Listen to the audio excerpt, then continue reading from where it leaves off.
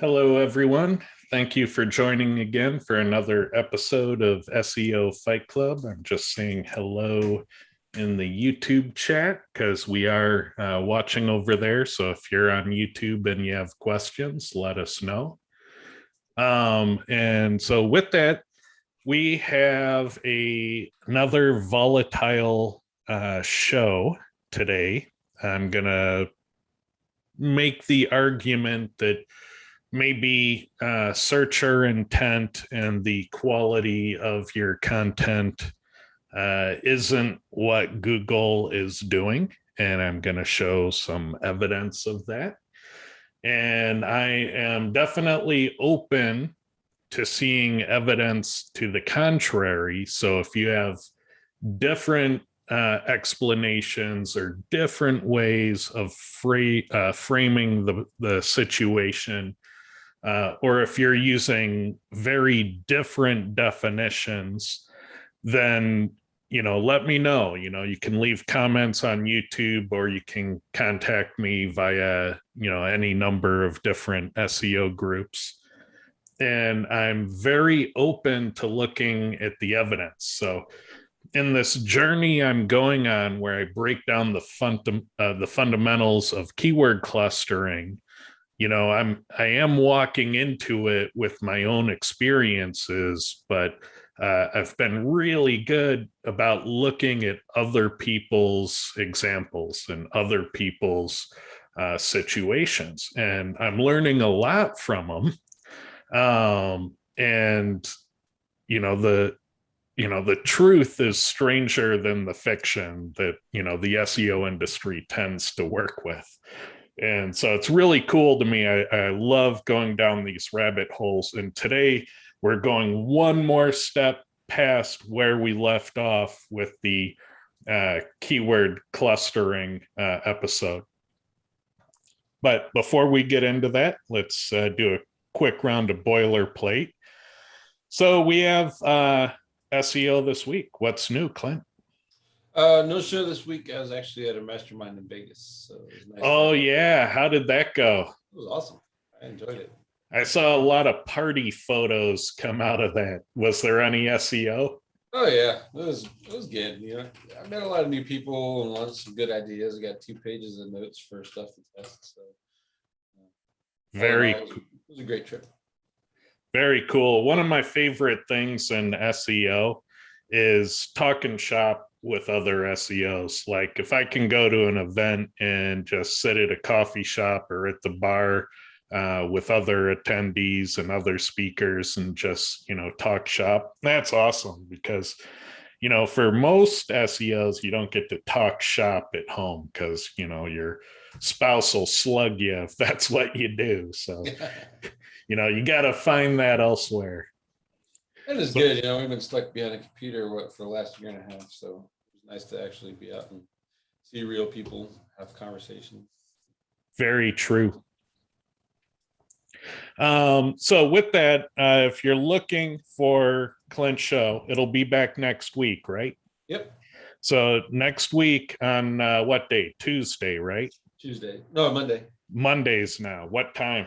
Monday, 2 p.m. Pacific. 2 p.m. All right. So if you want to catch it live, and I recommend you do because Clint's very interactive and you can ask lots of questions, and he loves that, by the way. Just go to YouTube, search for his show by name, SEO This Week. It'll be the top one. So definitely check it out, and definitely binge watch his archive because he has hundreds of quality episodes with amazing tactics. Dre DeVera's show is also awesome. He does an interview show where every Friday he interviews another personality in our industry. He has the best portfolio of interviews I've ever seen in SEO. So I think that's incredible that he's managed to do all that in under a year. He's also on YouTube, so search for his show by name, the SEO Video Show. And then Carolyn's podcast is also awesome. So if you're looking for more content to consume, this is another great one. She really goes into the human side of the story, engaging with people and businesses within the context of being an SEO. It's a great podcast, so I highly recommend you check it out. Her podcast is on just about every platform. So if you have a favorite platform, search for it there. You can also search for it in Google. It'll be number one.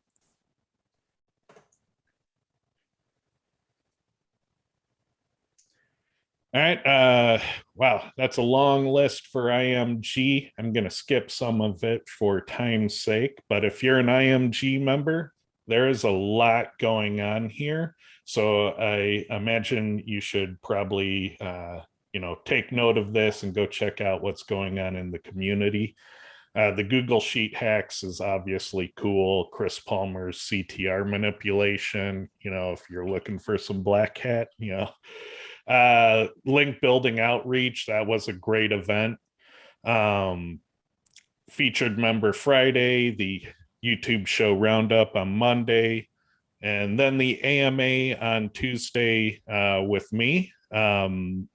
I'm going to be on the road when that happens. I'm going to still try and do it from the hotel, but should be happening that time that day. And then that'll bring us back to Fight Club next week. All right, so our topic. So the first thing I want to mention is that I've always had a thorn in my side about intent, because nobody seems to be willing to define it. And that really irks me as someone who's trying to test and deal with the reality of things. You need to make sure that what you're talking about is the same thing as what other people are talking about. So if you're not defining your industry jargon, if you're not defining what these things are and how they work and how you measure them and how you detect them, and if you're not defining it, then it's really just kind of preaching to preach. There's nothing there. It's just vapor. And so when a lot of people talk about intent, it seems to be all over the place, like everybody's using a different definition of what it is. And so since I'm making an argument kind of against a nebulous, poorly defined thing, I'd like to call that out up front. So depending upon how you define intent, what I'm saying may or may not ring true with you. And I openly acknowledge that. And the same thing is with quality. Most of the time when people preach quality to me, it's usually in the context of what I'm doing is quality and what you're doing is scummy web spam. And that's how people who preach quality tend to preach it when you go into the white hat, zones of the world. Oh, your rankings fell, you must be a filthy web spammer. Well, thanks for your opinion. How exactly did you come to that empirical measurement? And so, there's a lot of things about intent and quality that kind of just rub me the wrong way as a data-driven SEO. What do you think about those two areas, Clint? Yeah, I agree. There's a lot of, it's kind of carried over forever, right? But the quality content argument, just because you left that one off last, has always bothered me. Who defines what quality is? And who's set this imaginary bar that Google supposedly has for quality of content? And how do we determine what is and isn't quality per keyword? And let's say that Ted comes to my site and then Lee comes to my site, and you're both going to have different ideas of quality. As a matter of fact, you might even come up entirely different conclusions that I would, and say that my articles are no quality. So it's hard, I think, to quantify the idea of quality when you're dealing with a math algorithm that's analyzing a page. Yeah. And, it's definitely through the eyes of the beholder. So, like, Google flagged Kyle Roof's Rhinoplasty Plano blog page as pure web spam and penalized the hell out of his whole portfolio. I looked at that blog post as the most educational SEO blog post ever written in our industry. And I bet you Google would have agreed had Roger Monty not published that and kind of essentially rubbed their nose and crap and said, hey, look how bad, or look what these guys have did. And then outed all those sites. If Roger Monty hadn't outed all of Kyle's sites, I bet you those pages and those sites would still be there today. Now, Kyle reproduced those pages, and the ones that didn't go public in the news are still ranking #1 on Google. Yep. And if you are unaware with Kyle Roof's work, he kind of got famous by ranking web pages that were written with lorem ipsum Latin boilerplate. So he did paint by numbers SEO on Latin boilerplate that you find in web page theme design and managed to rank pages with it. Of course, Google took great offense to it because it kind of showed that Google's algorithm was not reading the articles and assessing quality. They, in fact, didn't even care if your words were words. These experiments have been repeated with random gibberish. So, to a certain extent, your words don't even need to be words, and it can work in some cases.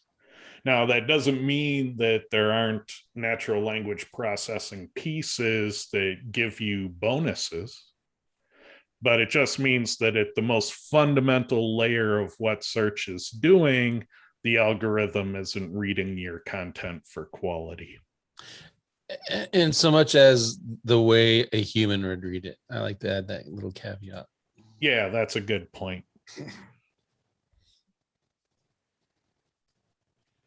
So I didn't have a show planned at the beginning of this week. And sometimes when I need to come up with a show concept, I like to see where Google will lead me. So I took the first keyword that came to my mind that morning, best SEO software, and I decided to look at the first blog that ranked for that keyword that day, which was this PC Magazine one. So everything I'm going to show you today is about this PC Magazine blog post that I found using this keyword. So the next thing I did, you could see the URL for the blog post right here, is I went to Ahrefs and I just wanted to look at all of the different keywords that this blog post ranks for. Because if Google is assessing, quality is some form of measure of appropriateness for ranking for a keyword, we should see that in the keywords that Google lets it rank for. And the same thing with intent. If Google is trying to deliver on searcher intent, then Google will factor that as well into the keywords that they let this page rank for. And so I just wanted to, look for examples where that looks, suspect. So the first one up here at the top, they rank for Mac SEO tool. They're number 15, and they recently got moved up by Google 3 spots to that number 15 spot. But when you go to this page, they don't even say Mac on the page. It's not an article written about Mac SEO tools. They don't even review any Mac SEO tools specifically on this page. So in terms of having quality content about Mac SEO tools, That's not what they did. They didn't write 2,000 words of awesome content about SEO tools for Mac. And, if the searcher intent was to find SEO tools for Mac, this article doesn't do it. The only thing I could find that was even related is that it might have been a synonym game where Apple is equivalent to Mac. And this about Mike Levin bio says that he used to work for the Apple Store. And because Mike Levin used to work for the Apple Store, this whole blog post needs to rank number 15 for Mac SEO tool. Does this little, word mention in the about the author bio, is that quality content? And does this meet the searcher intent? What do you think?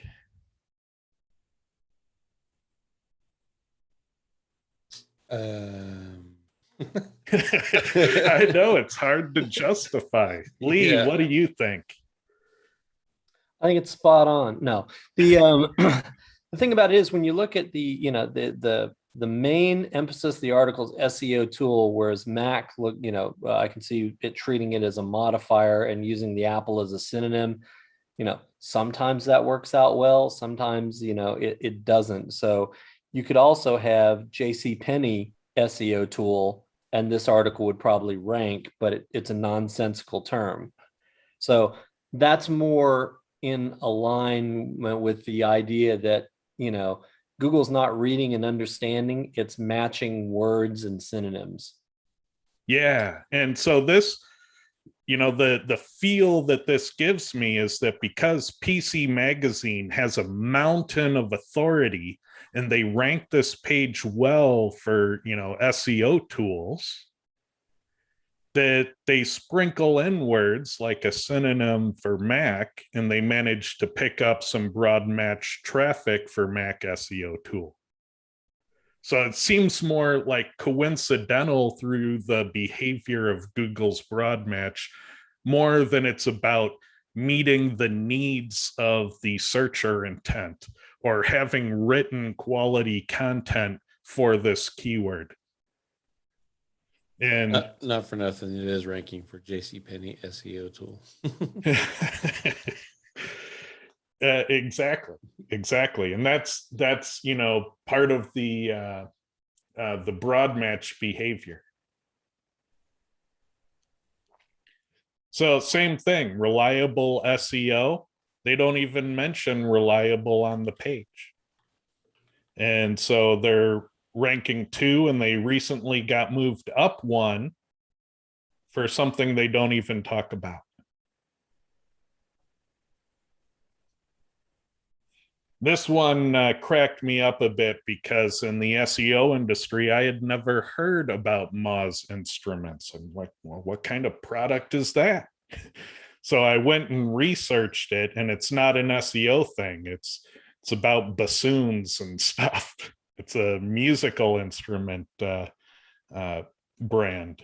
And so when you're searching for Moz Instruments, you're actually looking for something not SEO related. The searcher intent is in a different direction. But they rank 14th for it. And again, they don't use instruments on the page.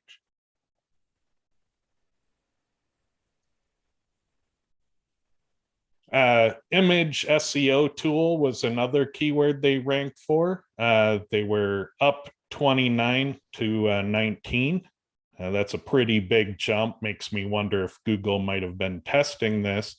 But again, they don't even say image SEO in this article.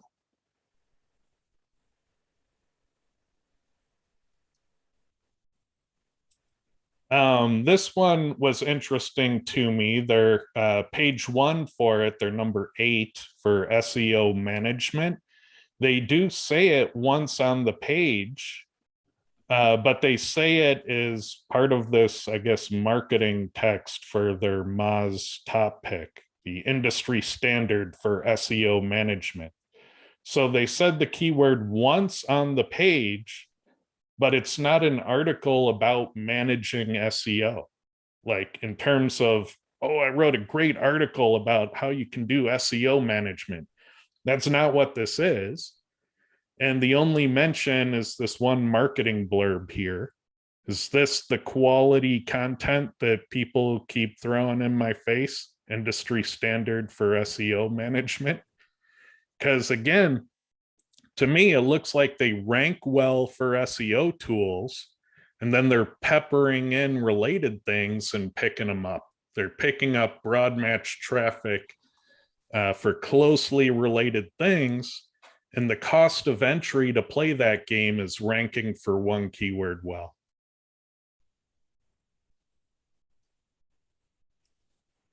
Automated SEO tools, again, wasn't on the page. Agency SEO tools, same way. SEO computers. I was like, okay, there's an interesting term. I'd like to see, what computers are deemed, good hardware for running SEO related things. Computers was on the page once, is back in that Mike Levin author bio, saying that he used to work on Commodore computers 25 years ago. So this mention once in the author bio makes this a quality result for SEO computers. This is the quality content that meets the intent, the searcher intent for this keyword.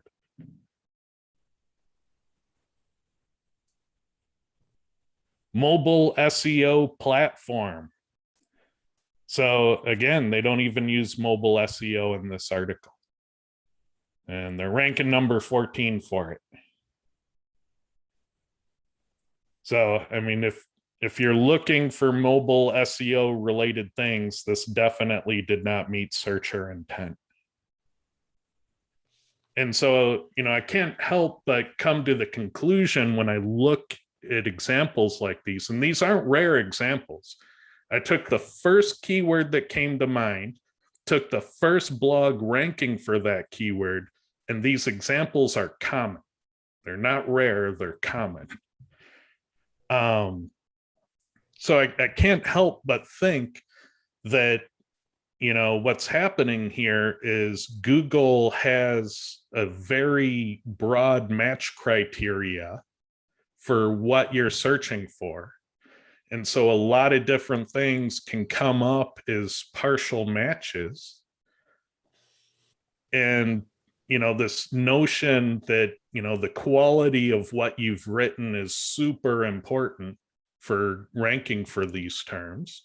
I'm just not seeing that. And that Google's interest in the searcher intent being met is super important, just clearly isn't true in this case. And so what I want to see is, what are the counter arguments? So if you have examples, that demonstrate the opposite or something, I want to know about it. Can you open up the Google browser? Take your slides off and you put a browser on.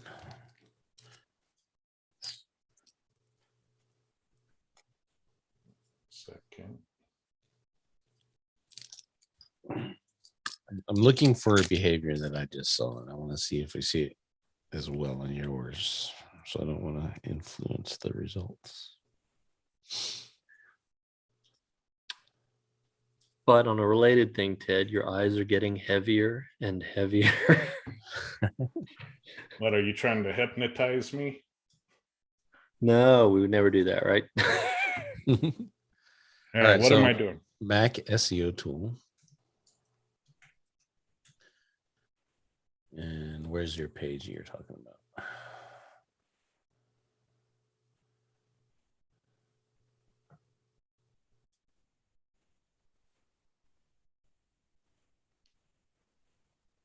Here it is.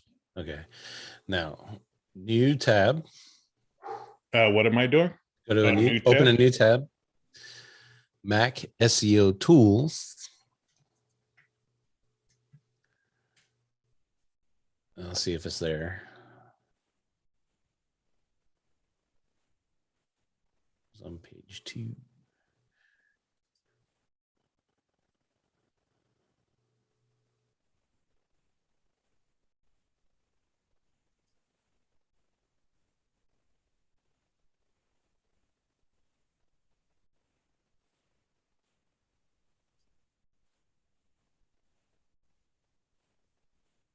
Nope. Okay, so open a new tab. 1 second. There it is. And JC Penney SEO tools.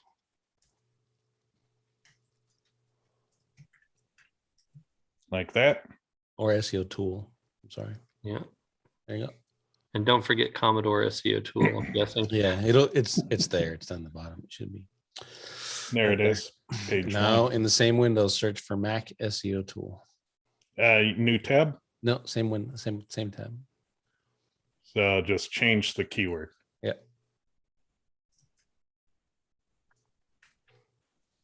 And see if your post is still there.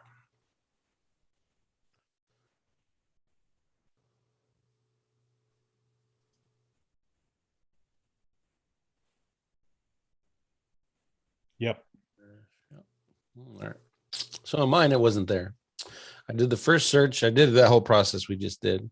And I did the search, and then that disappeared after I searched for the tools variation. Were you incognito? Because I could believe that being different for. Well, I did it twice. I did it incognito in a privacy mode. I did it incognito, and then I did it with. Then the without other the explanation is that we know that rankings can change many times within a minute. So Yep. maybe we're rolling lucky or unlucky search results. Right.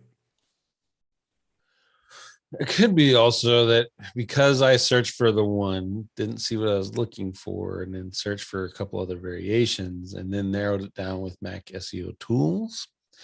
It adopted to what I was looking for. Well, it changed the delivery of the pages changed.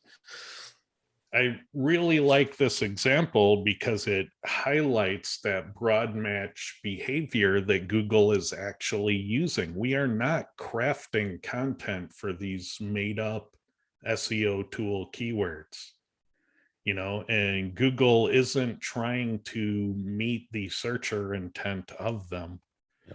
It may be in the sense that it's trying to bring back anything that's a relevant match, but I mean, that's the search intent of all keyword searches. Yeah. So I'm not seeing something special like when you search for image SEO tool, why doesn't it get things related to image SEO? That's a big enough space.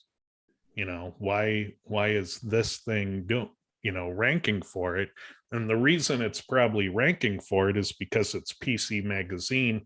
They have an absolute mountain of authority. They can rank for just about any keyword they put on that page. What's the keyword density for SEO tools?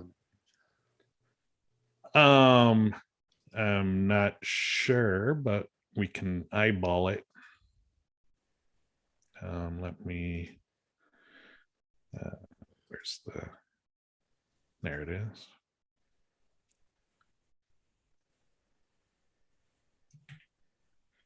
So they have SEO on page 173 times and tool 190 times. So, not the worst we've ever seen, but probably more than most people would do. Yeah. Watching the piece that you went through, Clint, gave me an idea about this.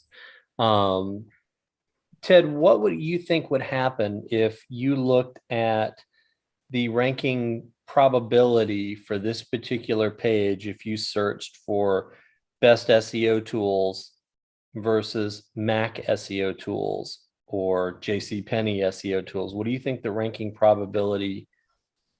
You're going to make me open up some software, aren't you? I'm just saying, if it's more volatile for things that it's less sure about, that would be interesting to see. If you need help, you can send me a copy of the software and I'll try it.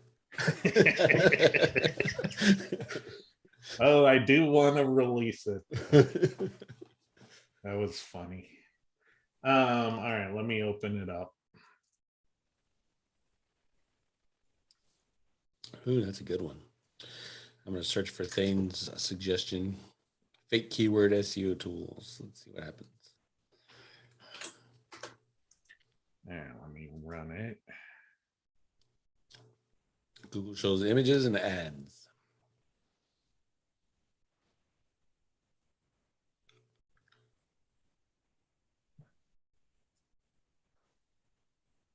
Mostly images. Oh, yeah, it's 1, 2, 3 ads, image carousel, and then 3 more ads. And then if you click on the image carousel, it says did not match any search results. That's interesting. So they put an image carousel in there because they didn't have any documents so that they could justify putting the ads in there as well.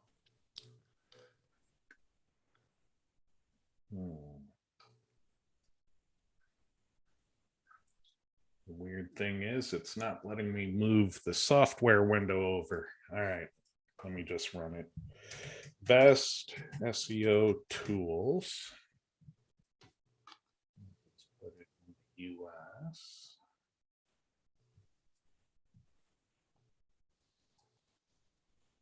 Yeah, the idea is it should be a little bit more certain about that one than, because at least it has some tuning for that versus now the thing is it might be very certain about JCPenney SEO tools just because there's not that many pages that have those words on them.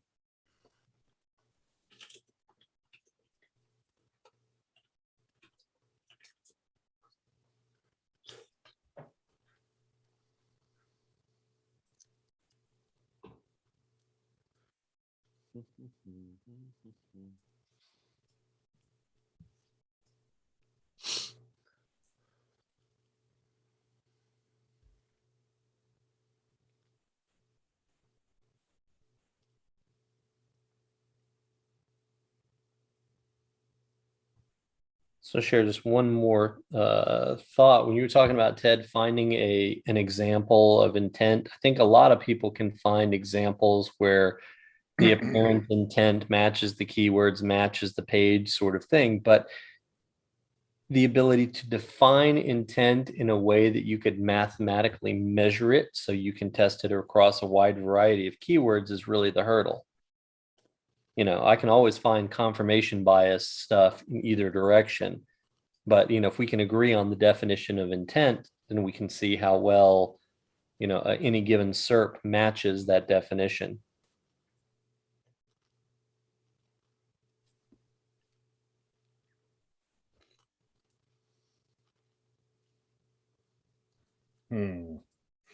Yeah. Oh, there's the problem. Sorry. Had this reconfigured for a different research project. Had to undo it. Otherwise, I was going to try and do everything through Australia. Nobody likes Australia.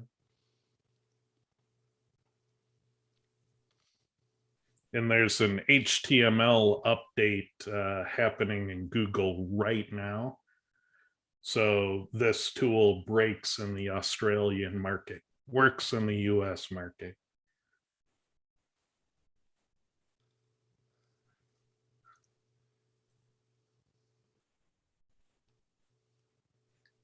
All right, so that's running.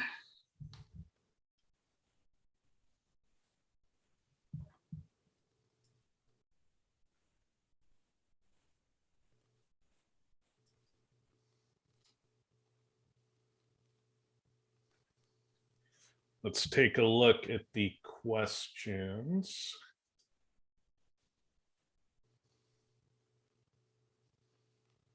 So Thane says sometimes they ignore words. It appears that way, but I think it's just broad match behavior.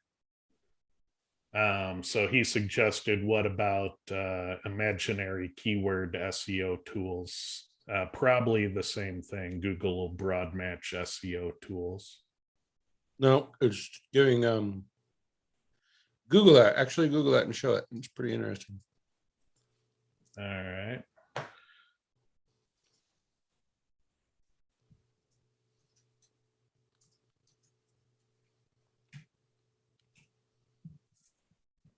Sure. Well, yeah. It's been doing that to everyone that I did too. It throws that image carousel and the ads in there.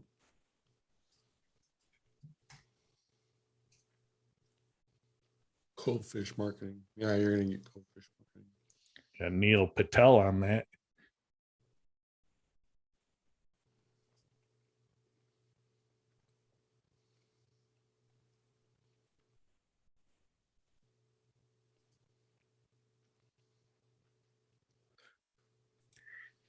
I wonder, Lee, if this broad match behavior might explain some of the nefarious web spam that's plaguing Google.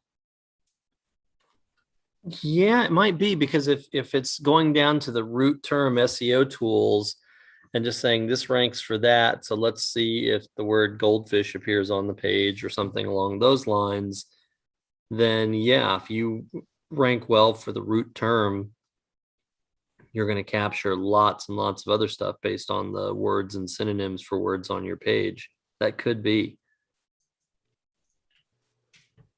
All right, so let me kick off the next report. So while we're looking at the first, the next one's running. So what's the next volatility one you wanted? The Mac SEO tool? Yeah, Mac SEO tool, and then later JCPenney SEO tool.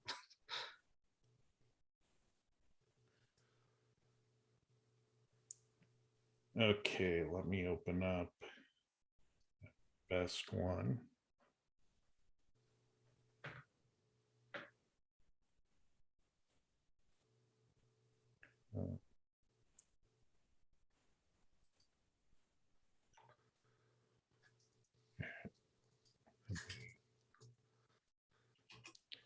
That not maximized.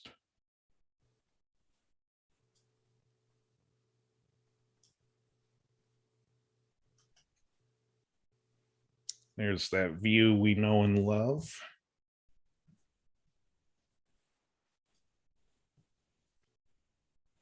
So a lot of early position testing and a lot of time sharing too, 60% in the number one spot. So what we're seeing with this write-up here is that we tested the rankings here and a number of times within 1 minute, but this one only appeared in 60% of searches. And all of these look like they only appeared in 60%. So my guess is we're probably seeing the HTML update and in progress here. So this is not correct. Is that all with the same IP, or are you running proxies? These go through an absolutely massive amount of proxies, unlikely to ever be the same IP twice. Or maybe some of your proxies are down? Well, I know that there's an HTML update earlier because I had to fix Cora, and my API providers had to fix their parsing as well. So yeah, I don't think we can use this data until the HTML update is finished rolling out. This tells me that the HTML update's still rolling out, and it's on 60% of servers.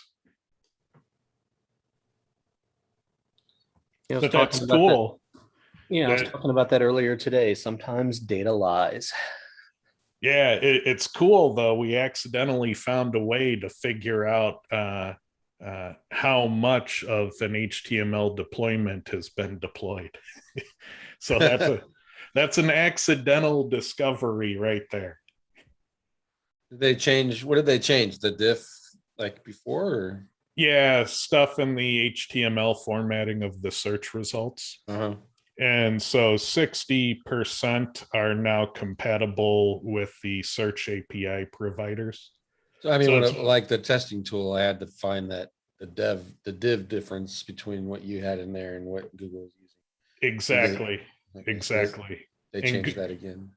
Google's updating that HTML formatting, probably every other month now. Well, that blows. So hopefully in a day we can answer your question, Lee. We might be able to answer it from that data because even though it said 60% for the testing, that's 60%, but they were all ones. So if we look at it that way, you can see sort of the spread. A likely pattern to come Yeah, up. because basically Yeah. you're missing 40% of the data, so they're all equally impacted by that. So your graph, the red and green stuff is still indicative of volatility going on in the rank positions. Yeah, that's true.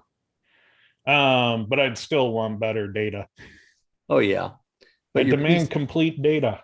your PC mag is not moving. It's in position 2, which is good for best SEO tools. It's optimized for it. There's no volatility there. So what about Mac SEO tools? Let's go check that.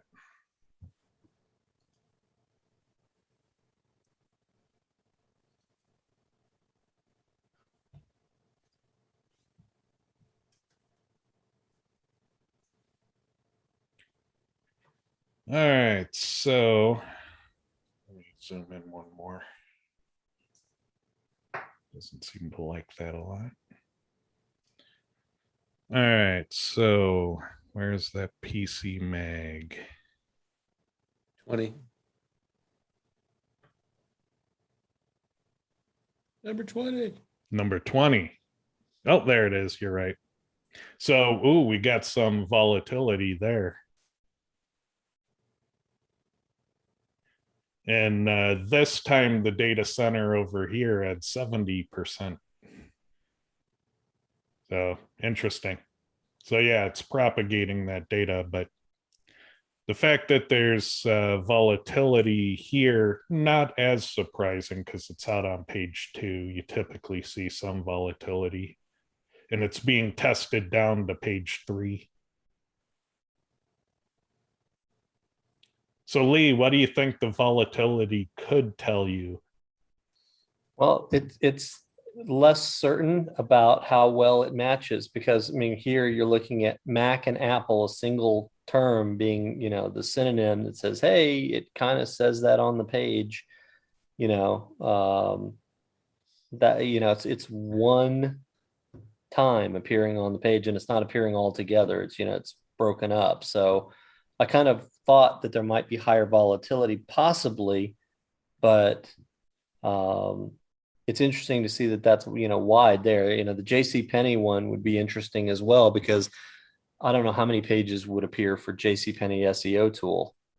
So it might be solidly on there because it's the only one that mentions all of those things.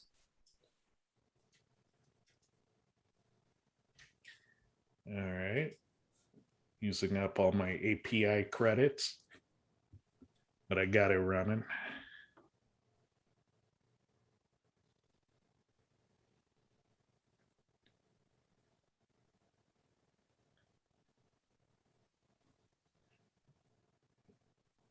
Let me bring up. You can use my credits if I have a copy. We'll get it out eventually. I'm just sitting here thinking how I can use that to build a link. Well, you can get a copy of that tool off my website, hackedseotoollab.com. So it's available right there for you. Yeah. I think that, if you take this back to the intent thing, if it matched it really well, there would be signals, in the system. People would be happy when they searched for that. Now, I don't know what search volume is for like Mac SEO tools or JCPenney SEO tools, but you could do the same thing for some of them that seem to match A little bit less well, like reliable SEO tools was one. I don't know who would be tuned for that one specifically. Um, but I would expect to see more volatility in that one since there are no exact match in all probability.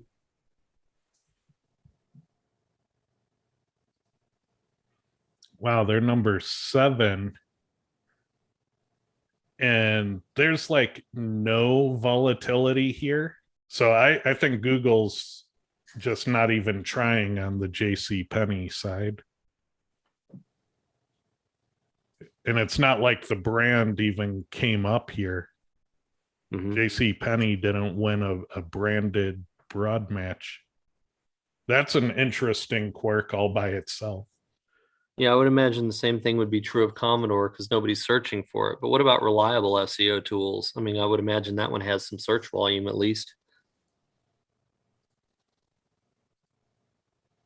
Oh, here we go. Here's a financial one about JC Penney.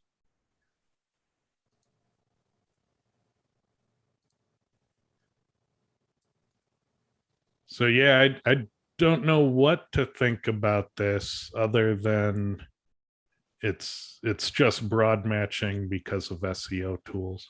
Yeah, but the thing is, the SEO tool is the dominant piece of that. It's not the JC Penney. You know, you got a brand in there, and it's not the brand is not appearing at the top of the search. So, well, there is some in there, you know, JC Penney SEO scandal. That's an interesting one.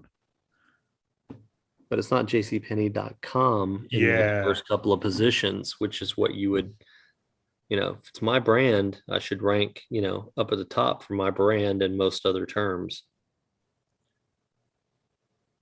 Yeah, and they didn't on this one. So that's definitely interesting. All right. I don't think they're too interesting though, especially with missing data. Like the sampling got worse on this run. So with that, you know, that's all I have to present. Let's do one last look at the questions. So Thane is saying it doesn't rank for Britney Spears SEO tools, but that's a pretty tough niche. Oh, and he says it ignores SEO tools in that case. So maybe there's some sort of an entity rank, and if you have the stronger entity, you win the search. JC Penney, if that was the case, wouldn't JC Penney show the same things as Britney Spears? I don't know. I think SEO tools might be a bigger topic than JC Penney's, but Britney Spears might be a bigger topic than SEO tools. There might be something related to search volume or some other factors that keywords might have. I wonder if Amazon SEO tools would it rank for that. Let me look. I got the browser open while you're looking at chat. Amazon SEO tool. Lee is an SEO tool. And we get a report in chat that the HTML update is hit and miss in Australia. So yeah, it sounds like it's still an issue globally. It'll hopefully, you know, be all rolled out by tomorrow.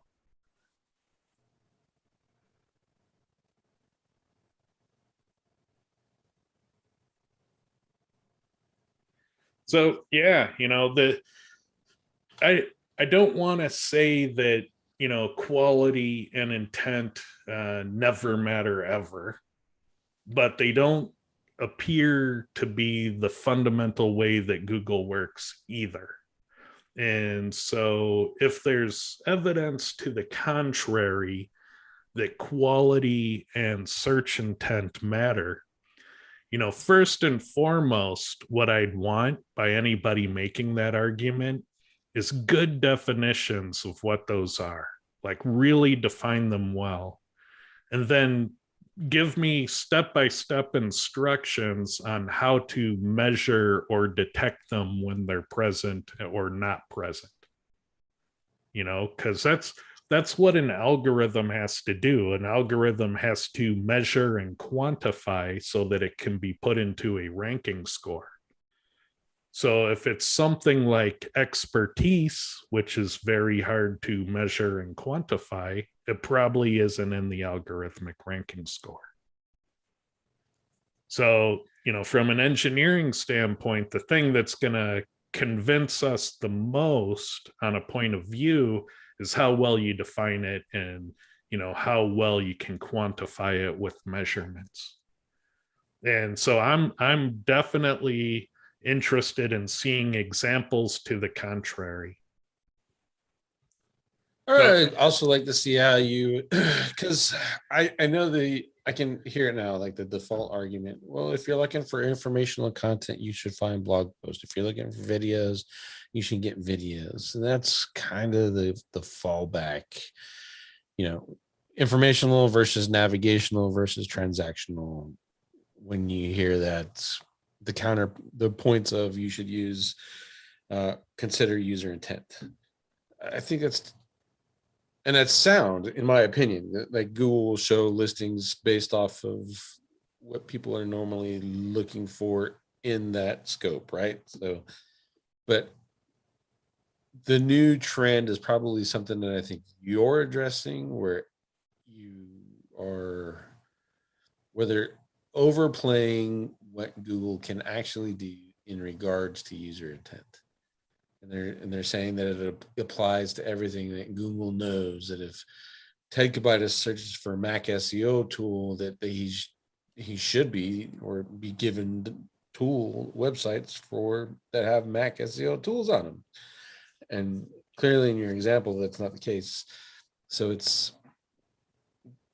but how do you anticipate dealing with that counterpoint of, well, Google's doing transactional, informational and navigational, and that's how far they go with user intent? Well, I'd like to see some examples, show me that working well, and I'd want the definitions to account for what we're seeing. Is there some space left over for other rule sets to govern when the detail Google needs is missing? Because maybe that's what's happening here. There's some detail that we're missing, because we know that BERT only works for questions that are, or queries that are phrased in a very specific manner, and they don't have too much complexity. They have to be simple enough, and they have to be kind of formatted the right way, and then BERT can do amazing things.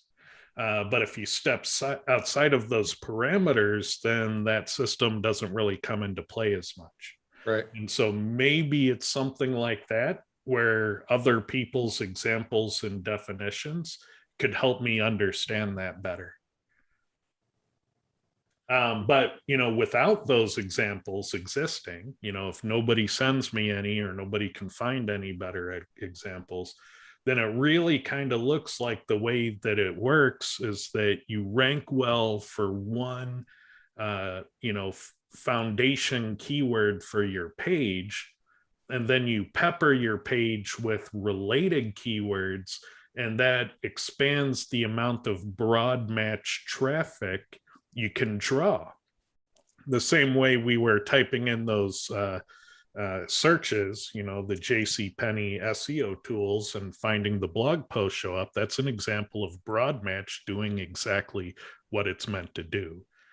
And, I can't help but think that a lot of this talk about, if you're going to rank for JCPenney SEO tools, you need to write a really quality article to do that.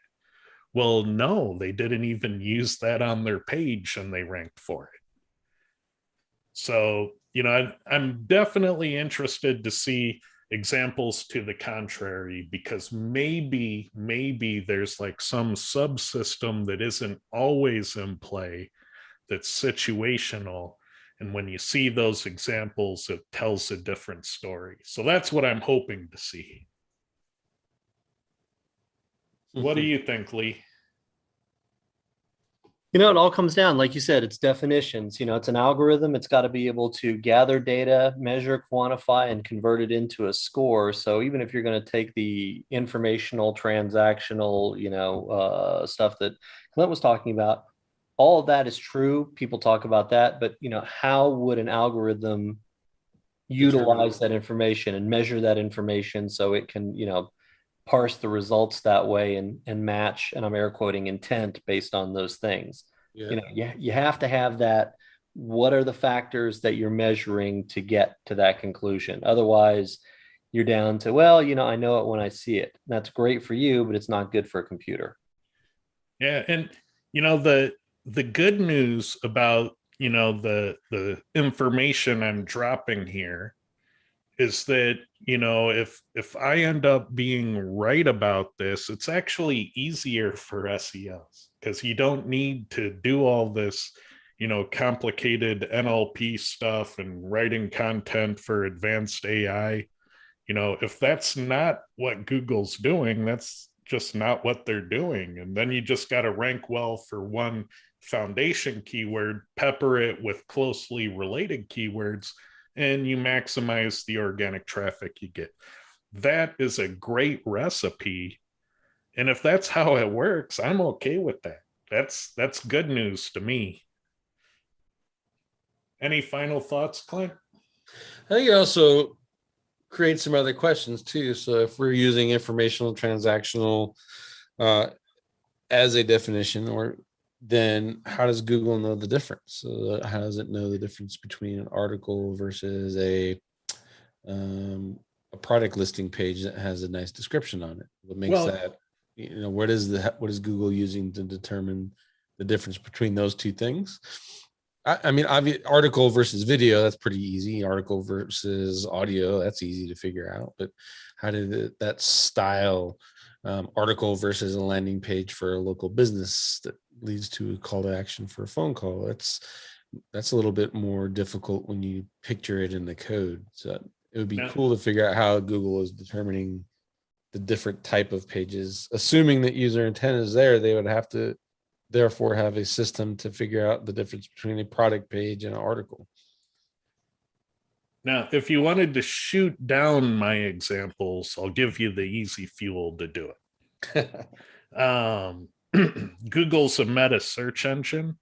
And so there's always the meta blend where it shows the local pack and the image carousel and the shopping feed and the people also ask. Yeah. And those things come in and out of play with search intent. That I would believe that they would have some type of detection of when that's appropriate and when not so much. But when it comes to the organic web search results, just one of those channels in the meta search blend, I don't see intent in there. But in the meta search part of Google, you could argue that it's there and that those features are being activated and deactivated by a rule set. And that makes sense, but all of those different things, the news search, the image search, the video search, they're all governed by different algorithms. It's not one algorithm for all of them. They all rank based on different rule sets. So when I'm looking at trying to rank a page in organic web results, I'm only looking at the organic web results. I'm not looking at the rest of the meta search blend. And so if you're making the argument that intent is part of the meta search blend as to which search engines results get combined, that sits better with me than search intent matters for organic web rankings. That I'm not seeing so much. Do you think that it could matter once they have enough CTR data? Well, anything's technically possible, but I want to see data for it. Right. I want evidence. But we won't be able to. I mean, like, let's say you do a search for Hot Wheels Ghostbusters car. In that search, there's a bunch of cars, and then for sale, e-commerce, Walmart, Amazon, all the famous people are there, right? And then there's just one random wiki information article at number 7. A bunch of videos and stuff like that. If everyone went in there and kept clicking on the wiki, do you think that could be worked into the algorithm, that if people are searching that and they're ignoring the shopping, but they're clicking on the wiki, that wiki and content like it would get promoted over the e-commerce? So Well, that I would don't be know the that would be the signal that the math would be using versus understanding the page and actually understanding search intent. They're just using the data that they have, which would be CTR, and saying, well, maybe they didn't want to buy the car. Maybe they just wanted to know about it. Yeah, I'm gonna jump in on that one because I know that for organic web search, CTR is a validation signal and it can move rankings when it gets high. So I know somebody who's, unleashed just an army of CTR clicks on, let's say, a local search, Plumber Seattle, and kept clicking on a product listing, an Amazon product listing. And then the map pack disappeared, and most of what went afterwards for a while was product stuff. Mm-hmm. But then when they stopped the the viral spike, if you will, slowly it came back because those things, the normal users weren't clicking on those, or they were clicking to page 2, 3 to find, a local plumber rather than, an Amazon part. Yep. So it has to be, with organic, in my experience, it has to be a lot to change that. But you can, if everybody was going and clicking on the wiki article and bypassing all the other stuff, yeah, it can change where that article ranks on the page and potentially what types of thing rank on the page for that keyword. So given that, wouldn't that be a stronger argument that Google is actually serving a mixed set of results: shopping, images, video, audio, letting the user's clicks through rate, and then ultimately letting the user's click-through rate shape what that term means. Yeah, but intent of that term.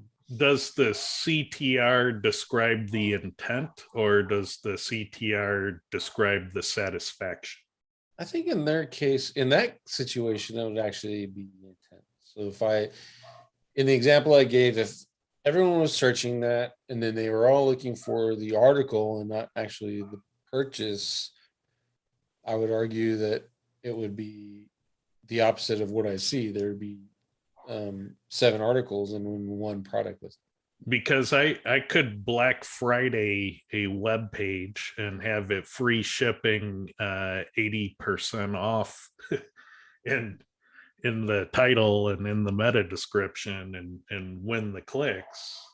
Yeah, doesn't necessarily speak to the intent. We might just be right, but latching on to impulse buyers. Wouldn't the mixed intent, so right, so it's all, you say it's always testing, and it's testing different places and stuff. So instead of just having one article, I got 3 information articles, 3 videos, and 3 product listings. And the information articles all get the clicks and the other 2 hardly get any. So the searchers have given me the intent of that keyword, saying they're looking for articles versus videos or products. And now mathematically, the math figures all that out, and then it starts just showing more informational articles versus products. It can, but it has to look at that across, just a large, similar, data set of keywords, unless you have, a local factor that overrides, like, something goes viral, you'll get stuff that'll pop up because it's, fresh news or trending or viral or, something along those lines. But I think the question becomes, and this goes back to earlier Fight Club episodes. If you type the word Apple in there, are you talking about the fruit, or are you talking about, the technology company? You'll see some of both because Google's not certain. Right. And there can be intent behind it, because if you type in something like, plumber Seattle, you got the local map pack. You may have, if you have plumbing Seattle, you might have some local stores versus local plumbers, because it's not quite as sure about it. And that's, that is based on click data, not necessarily the search phrase itself. You can't, you know what I mean by that? For the search data. Yeah, so it's a chicken and egg. You can go both ways on that, and we're still at an impasse on this simply because we don't have a definition of intent to even see how the behavior that we're describing in the different keywords fits within the intent model. Well, I think Clint brought up something that is measurable. We don't have good tools for measuring it, but his suggestion was that intent is not about the content of the page, but the type of the page, and that the query somehow deems that blog post ought to be product pages. And so what we need as part of our SEO tool set is, kind of old technology, but it needs to be purposed for SEO. We need a Bayesian classifier that tells us with the score between 0 and 1, how blog posty is this URL. Oh, it's a 0.3 on the blog post meter, but it's a 0.7 on the product page meter. And if we did that, we could go and measure these metrics on a keyword by keyword basis and actually find if there is statistical correlation of page type for certain types of keywords. So I do believe that these assertions are falsifiable. But I don't know of tools that let us easily get to that answer. Yeah, that would be cool. Because knowing that, once you figure that out, and then if you figure out the signals that Google's using to determine what that type of page is, I think that's almost half the battle right there. Yeah, so if there's a hotshot beginning AI coder out there that wants to make us a nice Bayesian page type classifier that we can hit their web service for a few days, that would be awesome. So, let me know if there's any AI volunteers that want to do some old school Bayesian classifiers. AKA super nerds. Yep. I don't even know what Bayesian is. I'll Google it after the show. Yeah, it's just fuzzy matching. It's using statistical ways to figure out if something should be classified more in one bucket than another.